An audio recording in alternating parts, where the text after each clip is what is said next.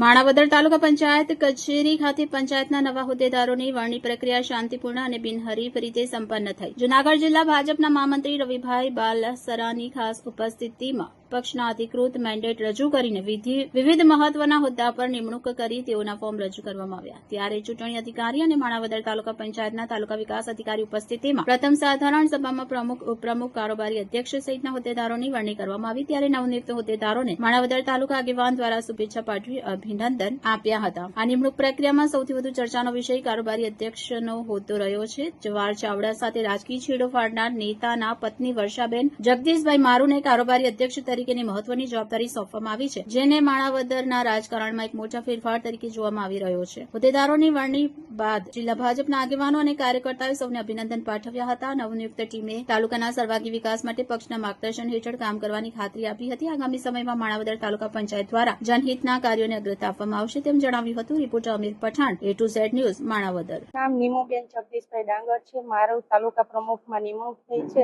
અને જે અમે વિકાસમાં કામ કરશું, જે કામ બાકી છે ગ્રામ્ય વિસ્તારના રસ્તા, પાણી, વીજળી, એના ઉપર વધારે ભાર મૂકશું અને જનતા પાર્ટીએ મારા ઉપર એટલો ભરોસો કર્યો છે એ બદલ એમનો ખૂબ ખૂબ આભાર. મારું નામ રવિ બાલાસરા, જિલ્લા ભાજપ મહામંત્રી. ગત રોજ પ્રદેશ ભાજપ તથા જૂનાગઢ જિલ્લા ભાજપની સૂચના મુજબ માણાવદર તાલુકા પંચાયતના પ્રમુખ, ઉપપ્રમુખ અને કારોબારી ચેરમેન માટેના મેન્ડેટ તેમજ જે પ્રદેશ દ્વારા નામનું સૂચન કરવામાં આવ્યું છે એમની આપણે જાહેરાત કરેલી હતી અને પ્રમુખ, ઉપપ્રમુખ માટેના ફોર્મ આપણે રજૂ કરેલા હતા.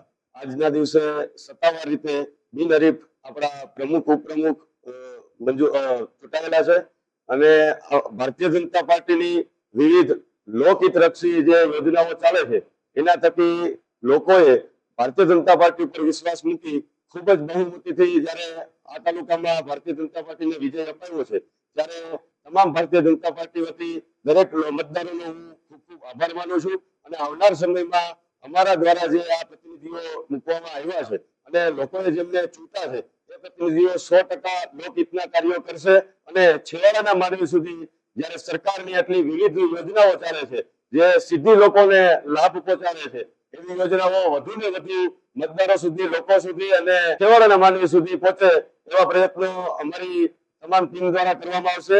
ત્યારે બધાનો ખૂબ ખૂબ આભાર, ધન્યવાદ.